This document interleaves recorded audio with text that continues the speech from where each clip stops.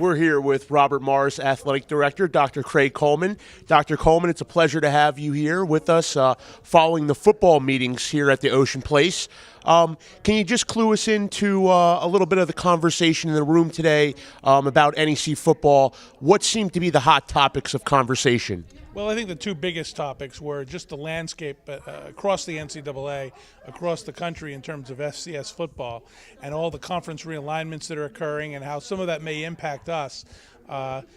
Opportunities that we may have to possibly look at other members down the line, as well as making sure that we don't lose many members during this realignment process. So that's always very interesting. It's always hard to read the minds of lots of other athletic directors, but that's what we try to do. The other issue, of course, is the number of scholarships that we offer. Of course, the Northeast Conference currently has a limit of 38 scholarships in the upcoming season and 40 in 2013, and we talked quite a bit about the philosophy about whether we want to increase that number down the road or whether that's a good, comfortable number for us. Also, I know some of the news, well, it was old news, but we made it official today that the Northeast Conference will send its champion to the NCAA FCS playoffs once again in the 2012 season. Of course, this will be the third season that the NEC has had automatic access to the championship bracket. In 2010, Robert Morris took the inaugural bid to the NCAA playoffs. Can you just talk a little bit with us about what that meant to Robert Morris University, the type of experience you had there, and what securing this automatic bid means for NEC football moving forward? Sure. Well, for us, it was tremendous. It was a tremendous honor to be the first NEC school to get that bid and to represent the conference in the NCAA playoffs. It was unbelievable in terms of school spirit. You know, winning a conference championship has always been meaningful in football in our conference, but to do it knowing that earns you a berth to the playoffs and a shot at a national championship just adds so much more to the experience for our athletes, as well as to our students and our fans and our faculty and staff. It was a tremendous experience. Going to North Dakota State was a great experience. In fact, we liked it so much we're going to do it again this fall as we open our season against the defending national champs. But going there the first time was tremendous.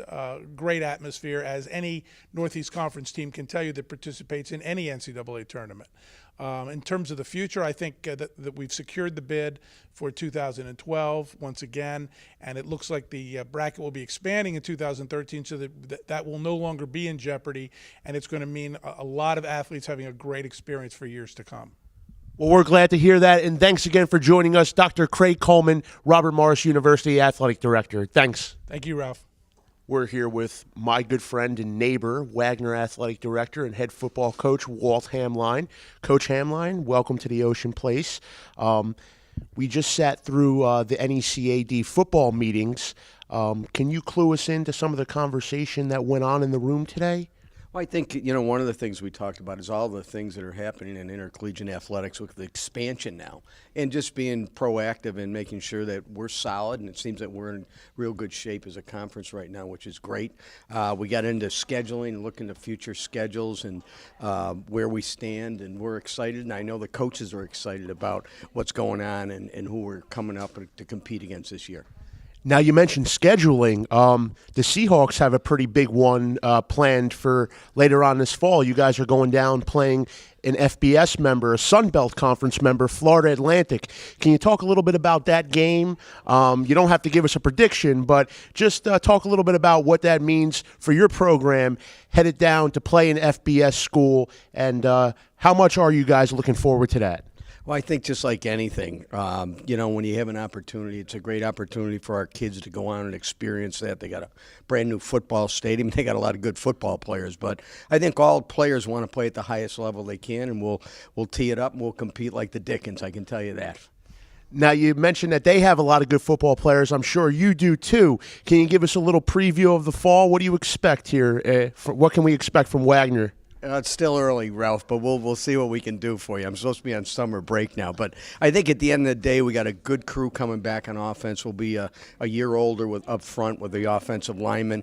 The quarterback situation with Dasher and our running back Williams is back. So offensively, we look pretty solid. We lost some key players on defense, 3 kids that are in an NFL camp right now, which is a great thing for them. And the defense will be some question marks, but I think at the end of the day, we'll be okay. And one more question before we let you go. You mentioned 3 of your defensive players, one being Julian Stanford. Also, I believe Jeremiah Brown was another, and Quentin Anderson, a defensive end. Of course, they went down. Well, Julian signed hours after the draft ended. He signed an undrafted free agent contract. And then Quentin and Jeremiah went down to rookie camps, and they wound up parlaying their performance in rookie camps into contracts as well.